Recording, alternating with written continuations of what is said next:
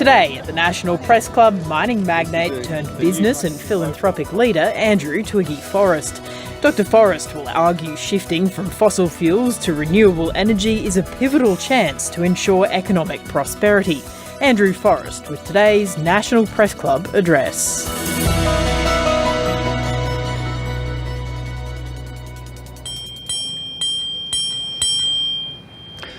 Hello and welcome to the National Press Club of Australia for today's Westpac address.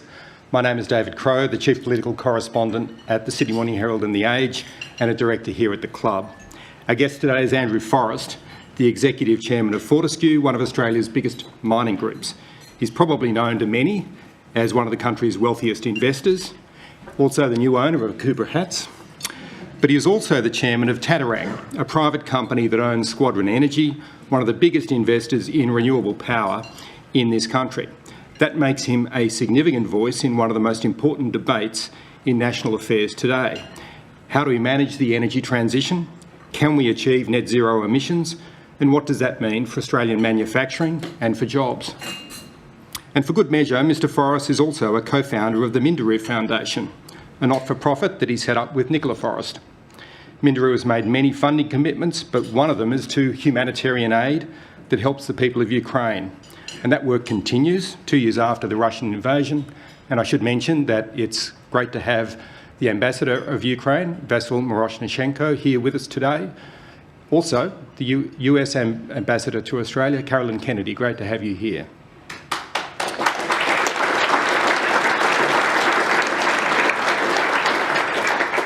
We'll also be hearing from the Ukrainian ambassador at the club on Wednesday. So in other words, there's a lot to hear about and a lot to ask about at today's address. For those of you watching at home, you can join the conversation on Twitter or X, where our handle is @PressClubAust, or you can use the hashtag NPC. Please welcome Andrew Forrest to the podium.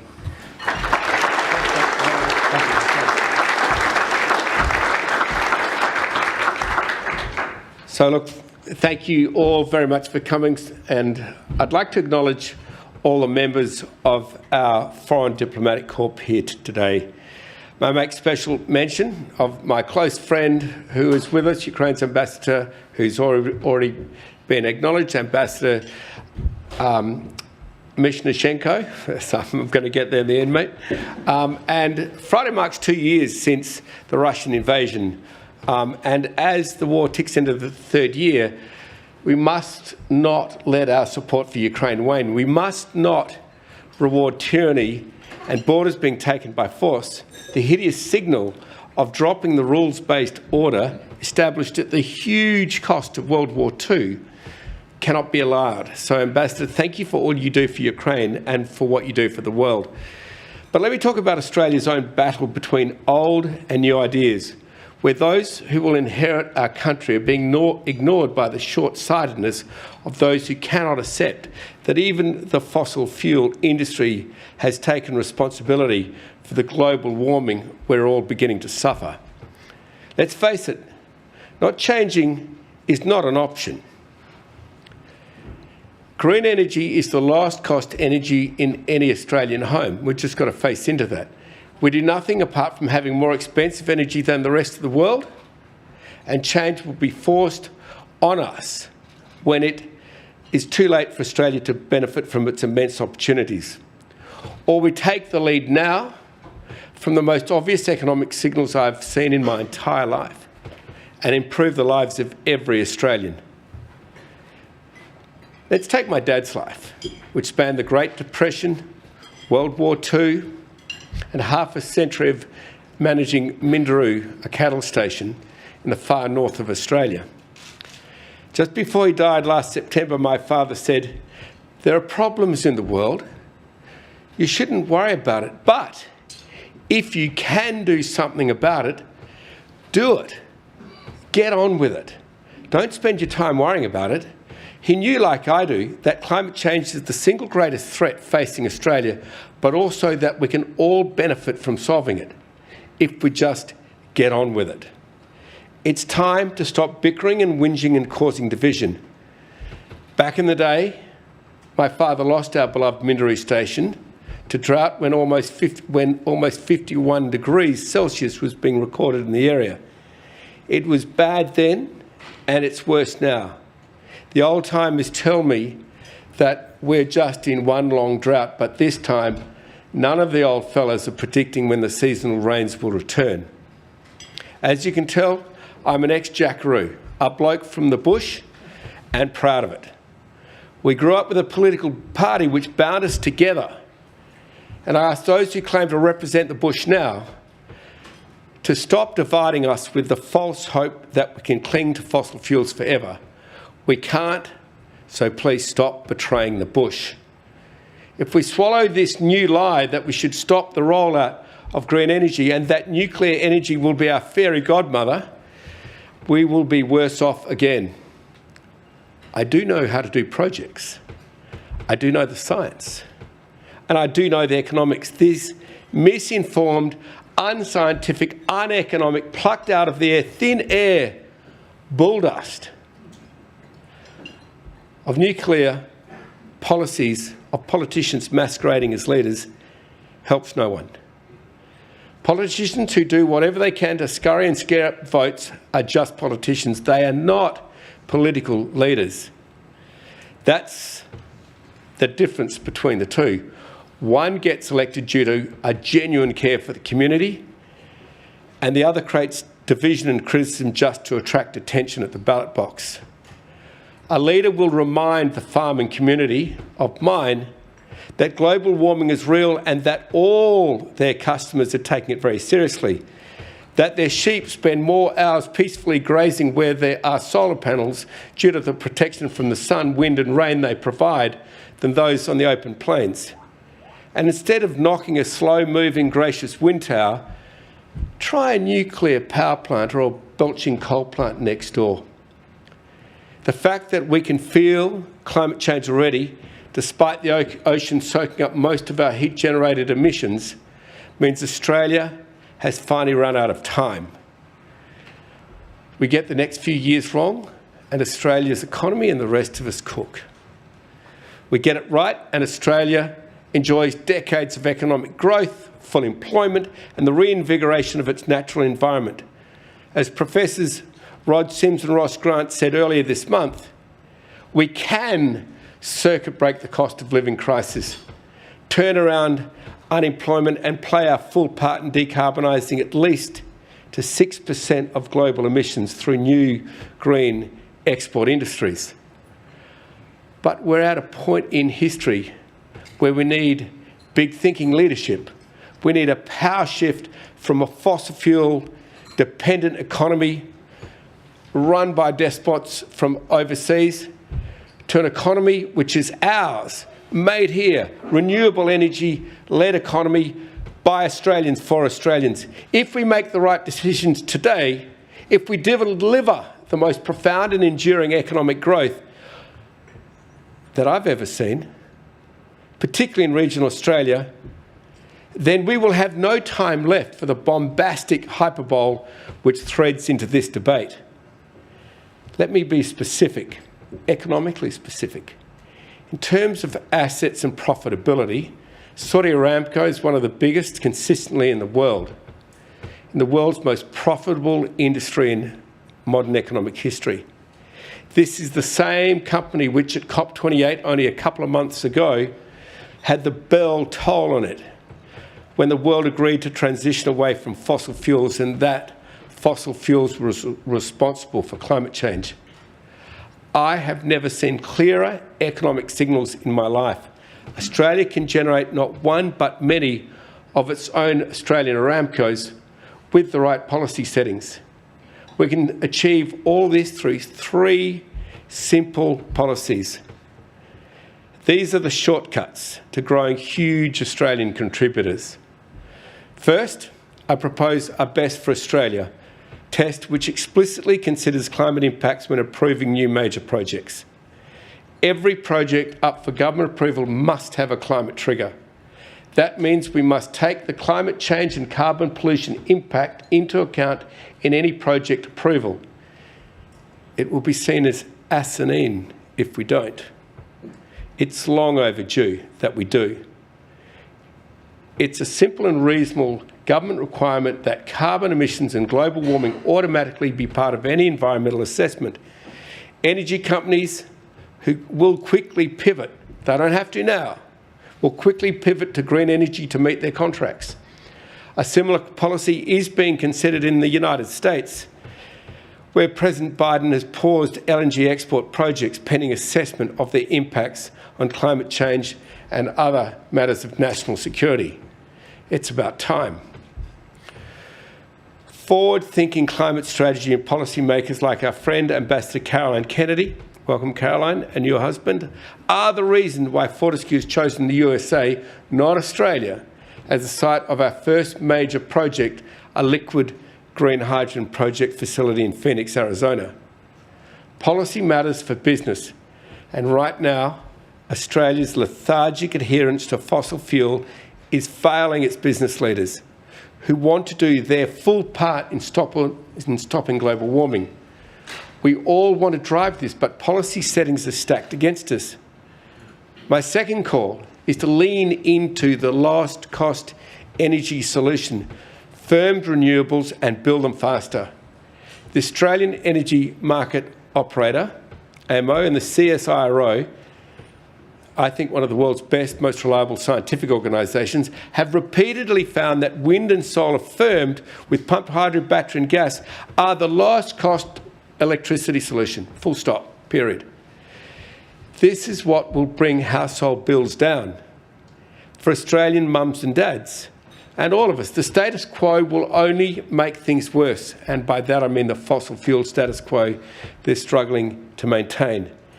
Doing nothing is not okay. If we continue to rely on ageing coal-fired power stations, which are on the brink of breakdown, it locks us into rising energy bills for years. This will also save industry. Solar and wind energy costs have been in decline now for 20 years. Fossil fuels have done the opposite. And even France, the ambassador from France here, and great to see you, acknowledges that the cost of its nuclear energy systems grows year by year. As Einstein observed, we won't get a different result by wishing for it and doing it the same way. We need more renewables, not fewer renewables, and much less fossil fuels. By way of example, Rio Tinto recently announced a historic 25-year green energy contract to supply energy to its Gladstone aluminium operations. Rio is a very astute company, and it's doing its best to save regional employment in Queensland, knowing that continued reliance on fossil fuels will risk massive shutdowns and huge unemployment. And we can't let that happen through short-sightedness.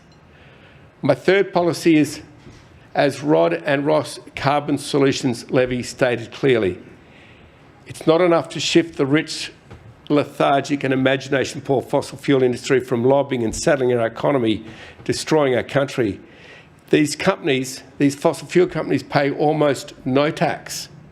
They concentrate enormous profits, mostly offshore, and they're standing in the road of Australia's opportunity to become that fabled green energy massive global contributor. Their heavy-handed front-page advertising talks about all the tax they hope to pay in the future, unapologetic that their track record says the complete opposite. In fact, Australia's hard-working teachers, nurses and retail workers pay more income tax and GST than the tax paid by the entire fossil fuel industry, according to the Australia Institute. In 2021, Chevron paid just $30. That's not $3 billion or even $300 million in tax. That's $30, despite making $12.5 billion from Australia's resources. In contrast, Fortescue paid $5.5 billion in corporate taxes and state government royalties in 2023, making us the third highest ranking company in Australia in terms of tax paid. When we, as a nation, and the world at large are crying out for green energy, why are we giving fossil fuel industry a free ride and forcing energy consumers everywhere to only consume fossil fuels? Simple.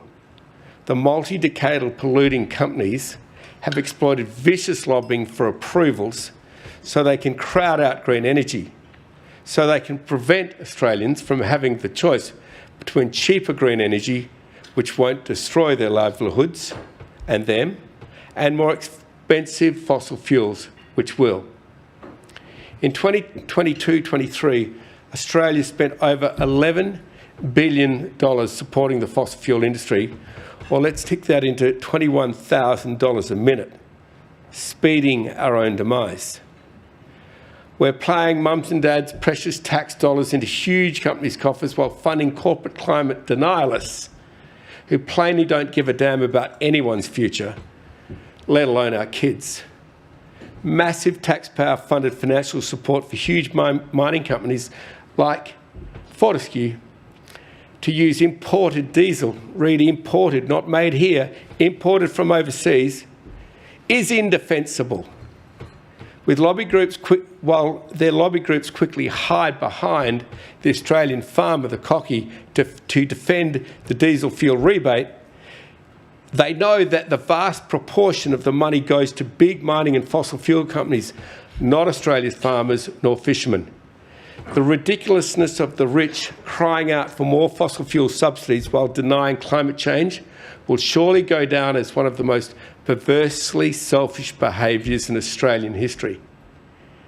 The carbon solutions levy that Rod Sims and Ross Garner have proposed would be a levy on every tonne of carbon extracted underground in Australia or imported into Australia. This would act like the tobacco tax in Australia already has. At the time that tobacco tax was gutsy policy, that was accused of business interference, saddling consumers with unnecessary costs, and an industry that roundly proclaimed that smoking wasn't bad for your health. Well, that worked out well, didn't it? It would have to sound horribly familiar, particularly to those dinosaurs who are still denying we should do anything about the energy transition, or worse, the real reason nuclear keeps being put on the table so they don't have to do anything for 20 years. Australia now proudly has one of the highest tobacco taxes in the world, with around $26 out of every $40 pack of cigarettes going back into the public purse. This levy discourages smoking. It works and covers some of the enormous cost smoking inflicts on our healthcare system. The tobacco lobby initially paid doctors to say smoking is good for you.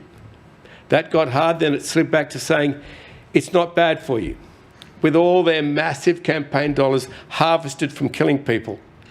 Might sound familiar here, fossil fuel sector, to finally admitting it's deadly and should rightly be taxed out of existence. Why are fossil fuels any different?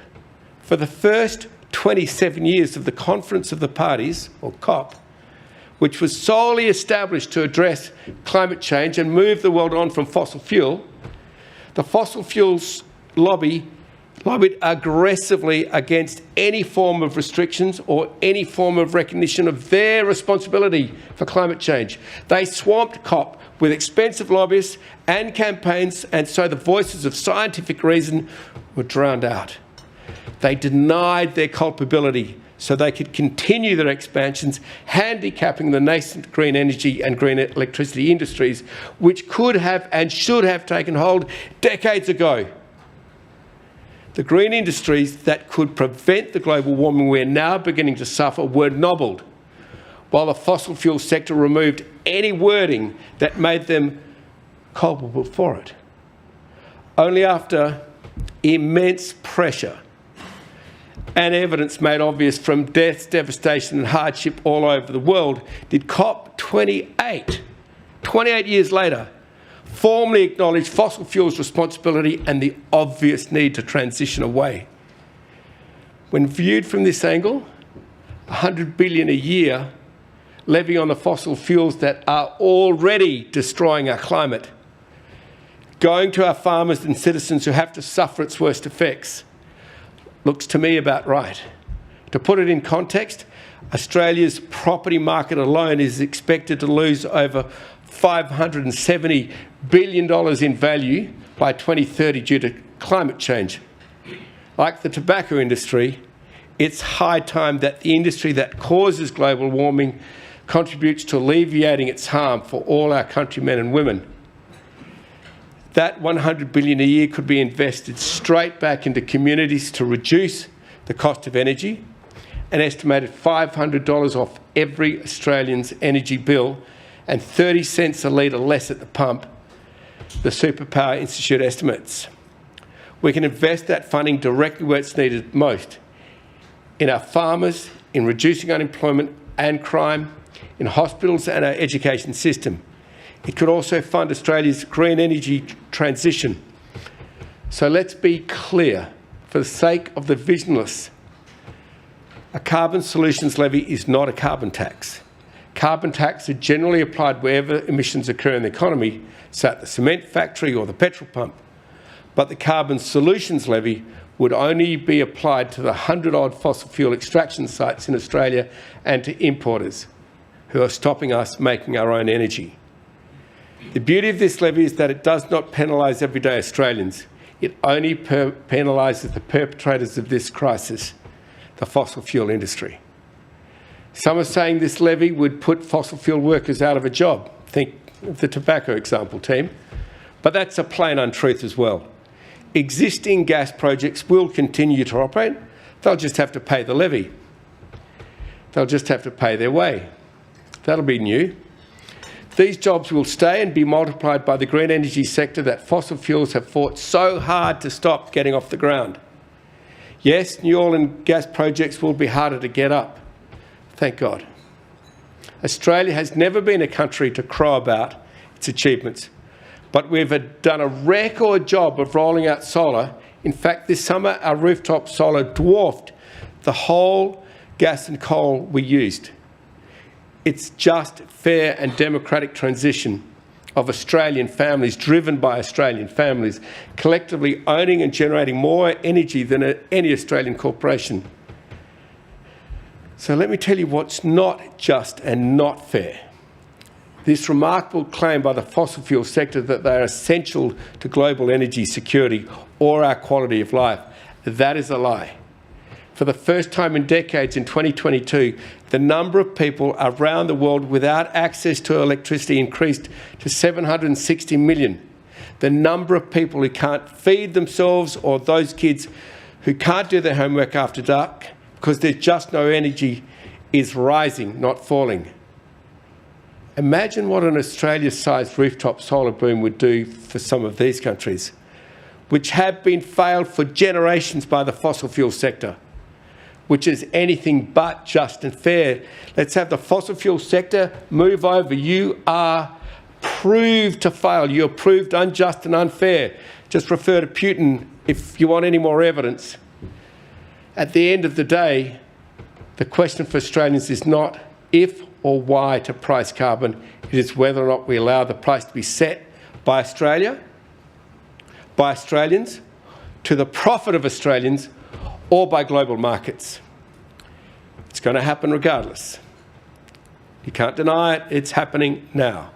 In 2026, the EU will impose a carbon border tax on all products, a major export market for Australia, including Australian products made from using fossil fuel, a tax on the carbon they emit or contain. If we have a carbon price or levy, we won't pay that tax overseas, wasted. It will stay in Australia. As more and more countries bring carbon border taxes online, more and more doors will close on Australia's exports if we don't get moving. This is a fact. The diplomatic corps already know this, so I wish to thank the ambassadors and high commissioners from across the world that have kindly attended today, where Fortescue and the Minderoo Foundation is working.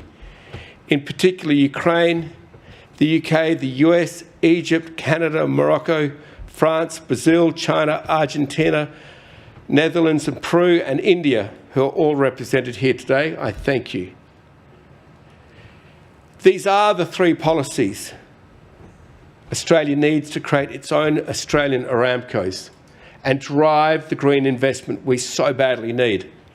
Australia should be accelerating its investment in green energy like our peers globally, but instead investment dropped 35% last year.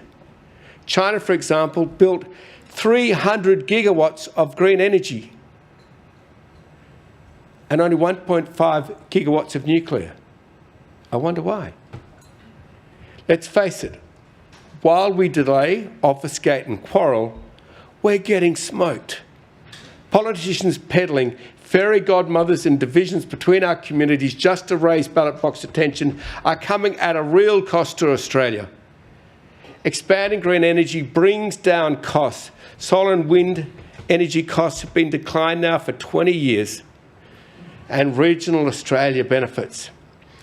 A supercharged green economy will bring many other direct benefits to regional Australia. More jobs, cheaper energy, more opportunities.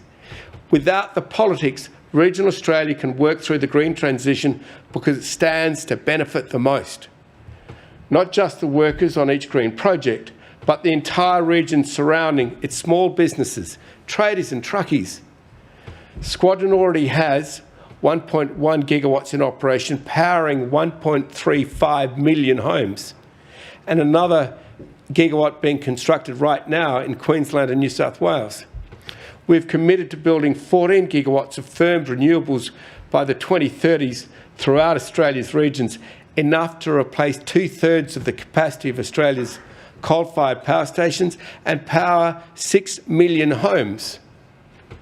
Just last month, we started construction on Squadron's Yungala 440 megawatt project in central western New South Wales. That project was successful because it has widespread support from the local community. We need to replicate that over and over, sharing the benefits of the green boom across the bush. Green energy will protect all jobs, and it's not just creating new jobs, it's protecting those that exist now. Green energy means steel and aluminium workers and any other workers in existing manufacturing industries have long-term job security. With the right policy settings and innovation support, we can make competitive technologies such as batteries, green iron and green steel right here in Australia. Forrest is already making electrolyzers in Gladstone at our 2 gigawatt factory and working to turn Queensland Coal City into a global green industrial hub to protect Australian workers. Unlike coal, which is concentrated in just a few regions and will shut down Gladstone, will shut down the huge aluminium industry we have if we don't move to green energy, renewable projects can be distributed across a far greater area and bring economic benefit to far more communities. It makes me wonder why it is often MPs from these very regions who are grasping for talking points, who are inadvertently standing in the road of the local economic growth that will benefit the regions most. They push nuclear knowing it will just keep expensive and unreliable fossil fuel going for another 20 years, as opposed to green energy that is delivering jobs, infrastructure investment and sustainable growth for their constituents. It brings me back to leadership and calling out politicians who create division and misinformation while criticising good policy, because they'll get a vote from someone who hasn't made up their mind. One key piece of information is that Australian farmers will have to give up all their land to enable the green energy transition. That's not true either. I stand with farmers and I stand with the National Party in prioritising the protection of prime agricultural land, noting that only 0.5% of Australia's landmass will enable the environmental sustainability and all the growth economic opportunities I speak of. We must fairly compensate farmers, that's for sure. And even when transition lines across their land, we've been doing this for decades, but we've got to ramp it up. Not just through lease payments for wind farms, but the most drought resilient crop a farmer can have, but in also through community initiatives, compensating people for green transmission lines and high-speed internet in places that have no cell reception, through housing and support for community organisations. Squadron does it. We'd like the government to join us. Today I'm announcing that Squadron will lead an industry-wide fund to cover the future decommissioning costs, listening to the many landholders we engage with. Not every wind farm will be decommissioned. Many will be extended or repowered. So that landowners have peace of mind, we have to do this. The government must regulate renewable companies so they are held responsible for putting money aside for decommissioning, and we applaud the proposed rating systems to rule out cowboy developers. If there's an issue, let's discuss it and figure out the solution. Let's not just argue and bicker with ideology. As my father said, stop the squabbling and misinformation. Let's just get on with it. On misinformation, let me directly address nuclear energy. I'm agnostic, but I've done the numbers. Unlike many of the fear-spreading politicians, who's going to pay their nuclear electricity bill when it's 4 to 5 times more expensive than the renewables next door? Even ignoring the decade or two plus it takes to develop nuclear. And how hopeless is it that a politician says they want to wait for new technology in 20 years' time that may never happen? It's just an excuse for doing nothing. This is a straight admission that fossil fuels have to go, but their solutions risk leaving us destitute. With wind and solar, you're up and running, lowering energy costs and eliminating pollution within 1 to 3 years. We're doing it today. We're proof. Small and declining amounts of natural gas sourced from existing, not new, developments can act as firming power as Australia massively ramps up green hydrogen. But as soon as there's a replacement, we must go for it, because it's not gas in the long term. Imagine, please, economic growth over generations. Imagine, please, full employment over generations. Imagine returning the environment to the pristine nature it was before fossil fuels came along. Imagine cheap energy being produced everywhere in our country, and that no despotic regimes can start wars with it. Imagine a prosperous, economically and environmentally strong Australia. If you can imagine this, then the only resource we are lacking is the courage to just get on and do it. As my dad said, let's just get on with it. Thank you.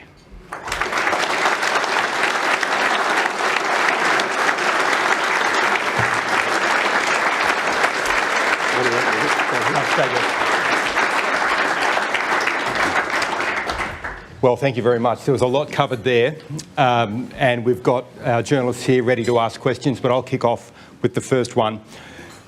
You've made it clear that you want a climate trigger in environmental law. That's one thing the federal government can do. You also back the idea of the carbon solutions levy as advanced here at the club by Rod Simmons and Ross Garnaut.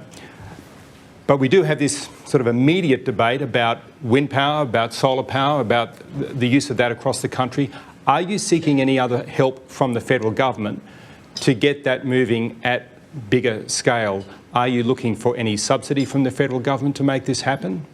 Or any subsidy for manufacturing, for it to use this green energy for green manufacturing? Do you think the government needs to spend more money, in other words? Yeah, look, I think that's a great question. Thank you for the clarification. The main thing the green electricity and green energy industry needs, ladies and gentlemen, is for the fossil fuel sector to stop lobbying governments to stand in the road. If you think that nuclear came out of nowhere, no, it didn't. It's been pushed by the fossil fuel sector as a great way to delay the whole country for 20 years from switching over to cheaper energy.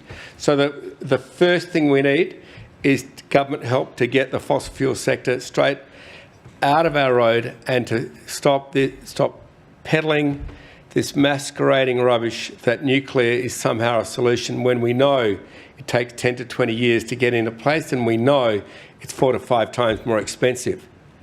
So if the government wants to speed it up even further, yes, it works really well if you give subsidies. The diesel fuel rebate is one massive subsidy that's locked in us having to send Australian hard-earned dollars overseas when we could have been making all that energy in Australia with Australian workers, Australian companies paying Australian tax. So it's really up to the government. But my call is to help us get the fossil fuel boot off Australia's neck so we can just get on with it. Next question is from Andrew Probyn. Dr. Forrest, Andrew Probyn from the Nine Network. One of the key ingredients to the clean energy revolution will be nickel. There are tens of thousands of Australian jobs that are based on the nickel industry, but they're in peril because China has invested heavily in much cheaper but much dirtier nickel in Indonesia. How can Australia compete in this sector when the bottom line is often, and more often than not, more important than the environmental bottom line with regards to nickel? And did this come up at the security talks in Munich? Okay, thank you, Andrew. Let me tell you about the bottom line. Angela Merkel worried about the bottom line and got all her energy from a despotic Russia.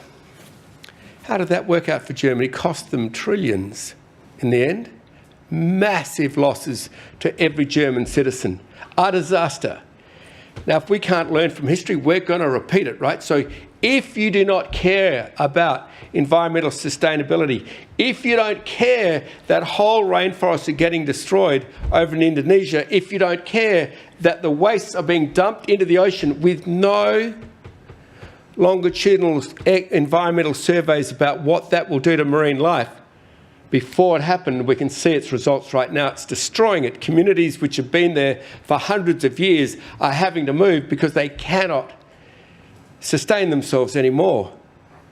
If we don't care about environmental standards, if we don't care about human rights, if we don't care about sourcing our products from green energy, then don't whinge in a few years' time when you're paying much more for your product and you've gone back to single sources of supply and you've repeated Angela Merkel's mistake. If you want diversified supply chains, then you'll back the environment, you'll back human rights, and you'll back green energy. Yeah, but can you answer the question, though? How do you get people to care? How do you get Elon Musk to care about where he's sourcing his nickel? Simple. The customers are hearing the truth that Elon Musk batteries, if they're being sourced from Indonesia, are destroying rainforests, are destroying marine environments, are running only on dirty coal. How's your green energy argument going, Elon? And propagating the fossil fuel sector. So when they start to vote with their checkbook, then people like Elon Musk really listen. Next question is from Rosie Lewis. Rosie Lewis from The Australian. I wanted to ask you about the conga line of high-profile executive exits from Fortescue and your private company in the last year. How do you explain that high turnover? Guy Debelle and who's another? Michael Gunner as two examples. Okay, Guy and Michael are still great friends of ours. Guy helped me with the speech. I don't believe we have a conga line, as you dramatically point out. I mean, we employ 22,000 people. When you go from a fossil fuel burning company to a green energy company, you're going to lose people who say, what are you doing? You've got this fantastic economic model. You're the most successful company, shareholder returns in decades in our country. Why are you fiddling around with it? And the reason is we want to continue that track record. We're not happy just sitting on our laurels with what we've achieved already. So lots of people think that's not for them, and I think that's completely fine. But when you look at, say, Fortescue to, say, the mining industry per se, we're running at about half the turnover of the mining industry at Fortescue. You look at the board of directors, they're long-term. You look at the senior management, we're changing it up all the time. Change is necessary if you're going to improve. You cannot improve without change. So on that note, a high turnover should be noted in the future as well? I think we're settling it down now. I mean, I think that Dino, Shelley and Hutch are a really great team. They're working super well together. They're driving our green energy transformation as well as keeping up record production and profits. So I'm really comfortable with them. Next question is from Phil Curry. Thanks, David. Thanks for your speech, Mr. Forrest. Dr. Forrest, I should say. Back on the subject of nickel, despite your, the rationale you give as to why people should buy the ethically sourced nickel, there's clearly a problem in the short term, if not immediate term, with the nickel price and the Australian production, and the Australian government is looking at options, to sort of bridging options, one of which is a production tax credit. They haven't reached a final decision yet. Mike Henry from BHP said last week, BHP would much rather a better investment environment and industrial relations, lift some of those shackles off. Do you think a production tax credit is the way through this price crisis, this global price crisis, or is there something else you'd like to see from the government? The Prime Minister said it's got to be short, targeted and smart. What would you be doing? Yeah, look, and I probably might want to address your question as well, even clearer. We've got to differentiate between dirty products like dirty nickel and green nickel. It's a little bit like the fossil fuel sector saying the only energy you're allowed to buy is ours. So customers have got to be able to make a choice. If you've got dirty nickel in your battery systems, then you want to know about that, because you don't want to propagate that. And you want the choice to buy clean nickel if you can. So the London Metal Exchange must differentiate between dirty and clean. They're two different products. They have two vastly different impacts. In terms of a production tax credit, I haven't looked at it closely enough. It seems to make a lot of sense. You're applying a tax credit on a profit you don't have yet. So, it seems a win-win for the Australian taxpayer, but I'd like to look at it further. Thank you. Next question is from Ben Westcott. Ben Westcott from Bloomberg. Thank you so much for your speech, Mr. Forrest. You've given a very impassioned speech today about the need for quicker action to combat climate change.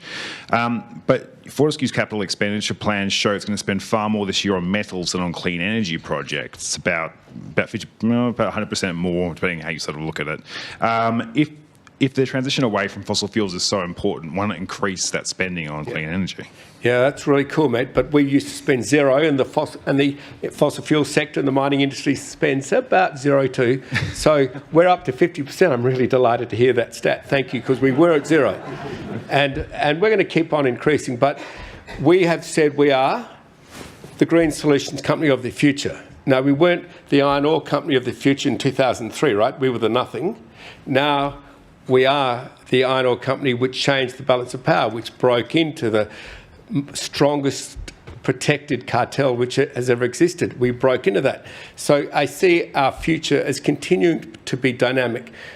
We wish to be the green energy solutions company of the future. We're not there yet, right? But we're spending $6.2 billion just on metals to get there.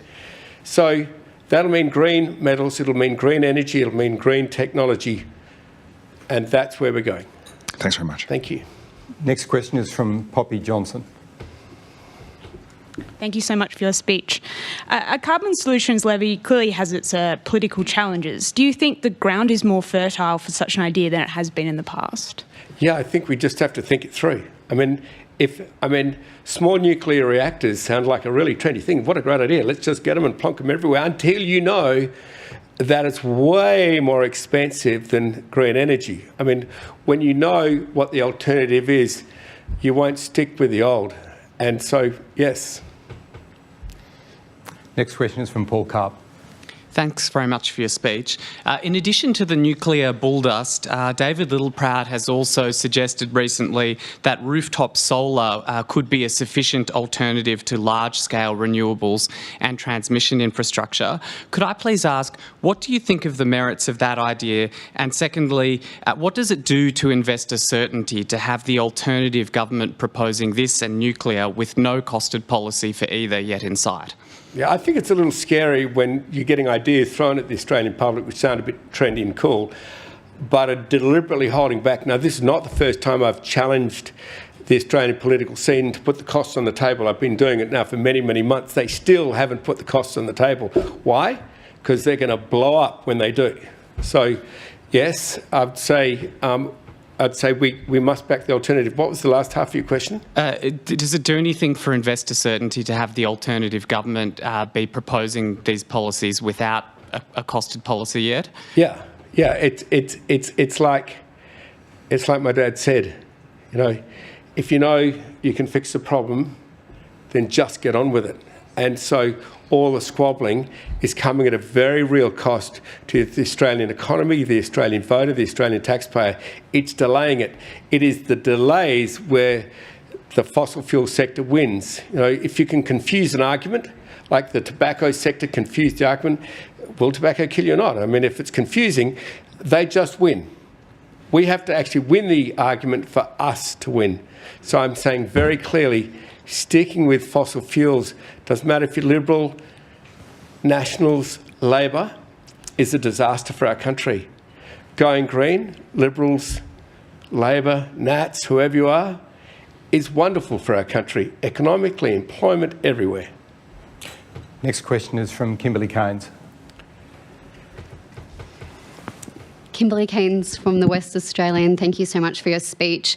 The Nightly is reporting today your oyster company in WA has been dumping tonnes of perfectly good seafood, especially oysters, in the tip. Could you please explain how dumping 12 tonnes of waste in a single month aligns with your commitment to sustainability? Or is there another explanation as to why the company is producing so much waste? Okay, so that's a really great question. If I knew anything about it, I'd probably answer it. So no, that's all news to me. Be assured I'll be looking into it very hard, and if that's the truth, I will be doing something about it.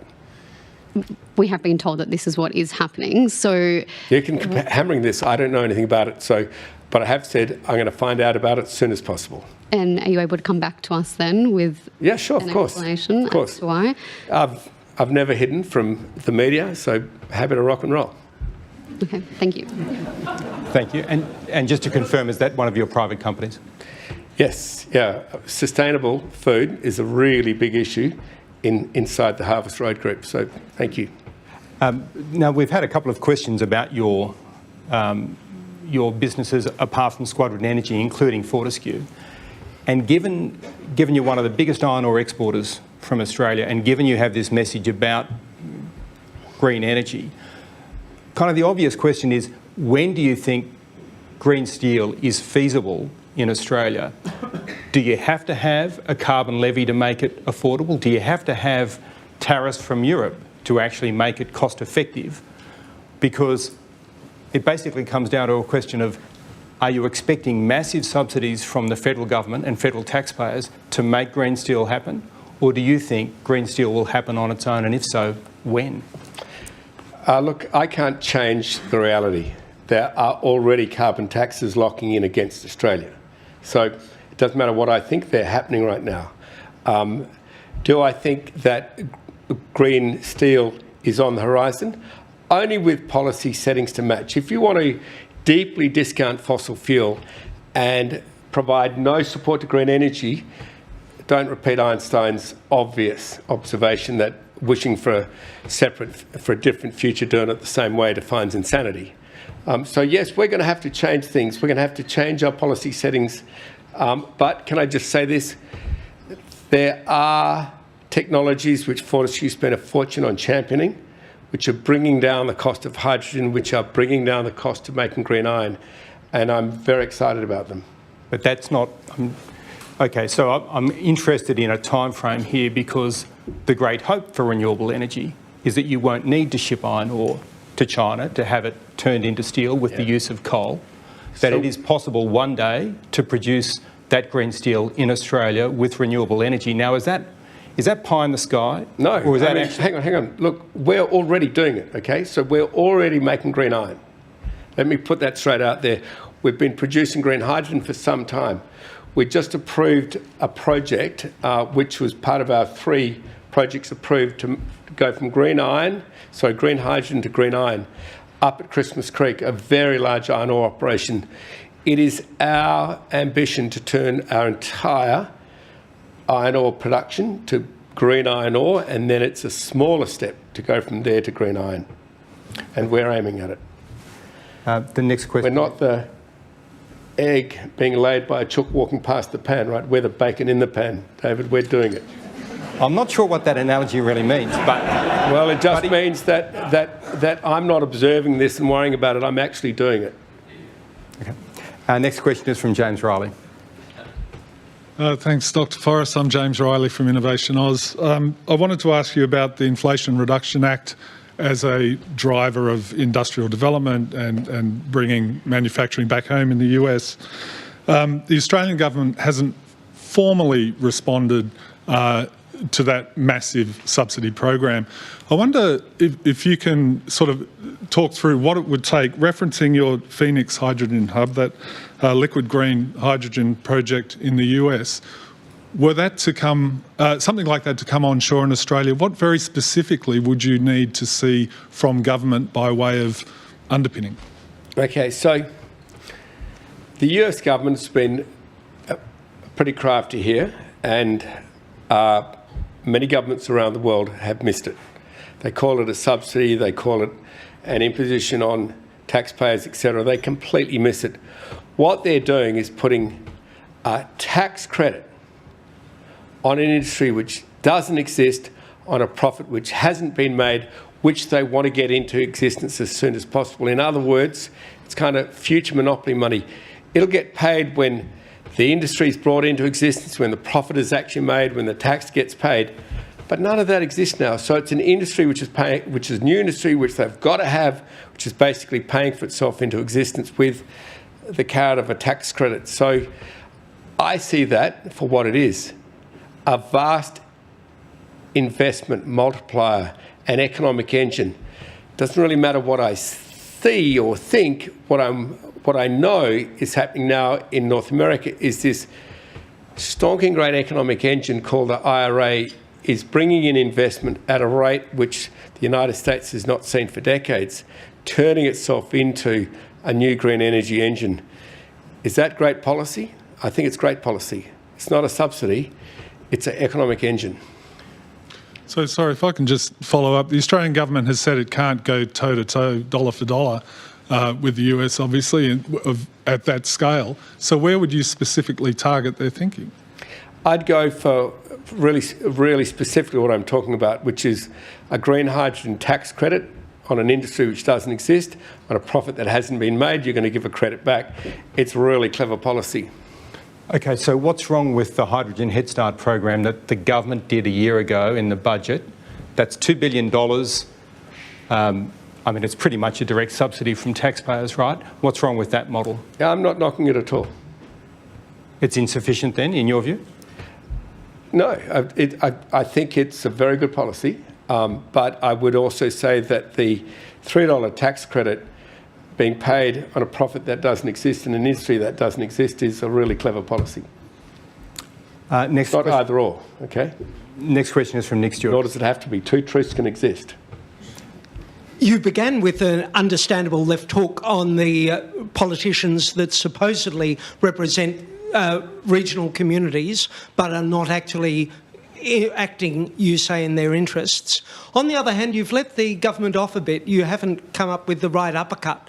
I was wondering, with this CSL that you're behind... Okay. I hate acronyms because I've only just flown in this morning from Morocco, so...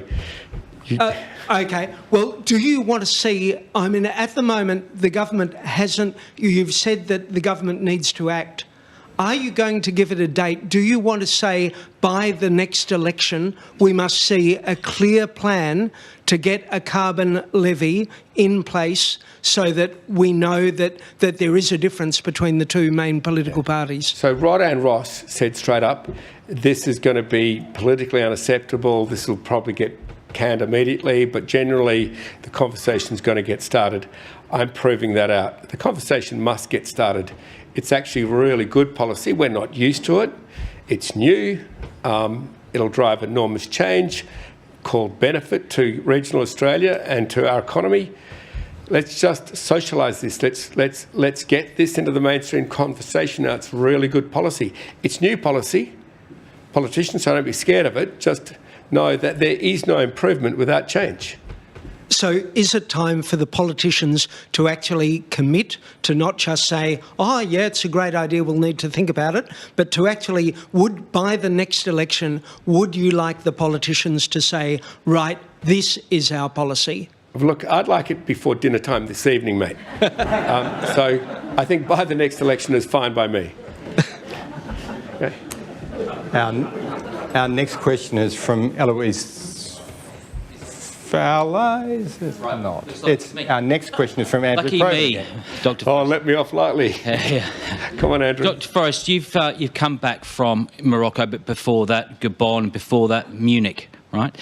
You were, in effect, a de facto Australian government emissary. I think there was Kevin Rudd there and James Patterson. But when the topic of Ukraine came up, what was the sense that you got from the world leaders and the business leaders that you were mixing with? Do you fear that there is a waning of commitment because of distraction, perhaps, in the Middle East? Yeah, look, I saw clarity and complete unity across the world to stop a despotic regime rubbishing the rules-based order and invading a country because they want to use hate, not love, to get their way. There is a weak spot here, which is, I think, more a talking point, more something to create attention at the ballot box to people who haven't made up their mind, and that is where the Republicans sit on this. And I'd just say to every single Republican, you're worrying about China, you're worrying about your influence in Asia-Pacific, you're worrying about all of these. Well, you're not going to have it both ways, mate. You're not going to be seen to be supporting a despot taking over a country by force. Same thing could happen to Australia if you're going to do that. Right? If you're going to allow Putin to invade a country, if you're going to in any way be seen to be supporting Putin invade another country, then you might allow it for Australia too. We are your key to the Asia-Pacific. We are your #1 ally in the world, certainly the most important for you in our region. And if you think that's going to pass the pub test in Australia, think again. So what's your message to the Trump camp, given what your message there about Putin? I'm just saying congratulations on creating so much noise. I understand why you'd say that you'll let anyone invade a NATO country who's not putting up their 2% for a defence budget. All the NATO countries get up in arms, but none of them vote in North America. Good politics. But when it matters, then remember that you are the country who fought despots for decades. You are the country who has been the proponent of the rule of law, and you are the country who relies on your allies around the world. And don't think allies are just going to roll over if you back a despot. Won't happen. Doesn't matter what the political apparatus says or the security apparatus says, the Australian voter who goes down the pub and just looks at the pub test, has a yarn about it, said, nah, mate, we don't cop that. And governments will change. Our next question is from Rosie Lewis. Dr. Forrest, what do you say to the coalition as they think about whether to introduce a 2035 emissions reduction target? Is it a problem if there's no target at all from the alternative government? Is it a problem if that target does include nuclear in 2035 or 2040? It's a massive problem if we don't have a line in the sand. Okay, I mean, if you think you're going to create something without creating a target or creating a line in the sand for your country to work towards or your company to work towards, then you've clearly not ever run a country or a company or implemented a successful project. You know nothing about project implementation if you think you're going to achieve something without a target. So just say that. And if it includes nuclear, then look, I'd just say you obviously got an electorate who's happy to pay way more than they need to for a fundamental cost of living being energy. Just to follow up on that then, there is a debate about the 2035 target. We currently have a government target of 43% by 2030. Given the way you see renewables, how much more ambitious do you think Australia can be on a 2035 target? All I can say is that the companies who have set strong targets have had the strongest economic growth. Okay, those companies who have had very weak targets and wishy-washy have had low economic growth. What I am seeing is that China is investing approximately twice the amount of money than the rest of the world combined on renewable energy. When I challenged China to keep that ramping up to 500 gigawatts of renewable energy a year, so by the 2030s they could actually go green, their leaders say, yes, we're thinking about it. I think we should be adjusting our targets and investing heavily in the renewable energy sector as well. Will we hit 43% by 2030? 43% by 2030? Emission reduction? That's the government target. I think if we continue delaying, obfuscating, bringing up talking points instead of policy to save our country, no. That's the risk. When I've said there's a real risk, a real cost to every Australian through all this squabbling and bickering and not just getting on with the truth, that will be the cost. Last question is from Phil Curry. Thanks, Dave. Again, hi again, Dr. Forrest. Back to, look, there's a real possibility, so let me start it this way. In the last 3 or 4 years, we've seen a big rush towards renewables driven by the IRA, by the Biden administration, introduction of the IRA and all the competition that's created. There's a real possibility Trump's going to be president again this time next year of the United States. Does that worry you, given his track record on renewables and fossil fuels, that global momentum may stall if the IRA hits the fence, or what do you think? It's a really good question, but I think we've got to go back to the animal itself. Okay, it's a businessman. Okay, and it really understands business. It's the Republican Party and not just Donald Trump. So when I hear a business person talking against the greatest economic engine they've seen in decades, then I'd be really surprised. Okay, what I know for sure that once you're in power, what got you into power may not be so important. I would be amazed if anyone, Republican or other, put a stop to massive energy and foreign investment into a country, because it's your lifeblood. Thank you. Thank you very much. We've covered a lot of ground there. It sounds like we'll be hearing more from you about Ukraine imminently. I want to thank you for being here. I also want to let you know that we have a membership card from the National Press Club, because after this address you will be welcome back at any point. Please join me in thanking Andrew Forrest.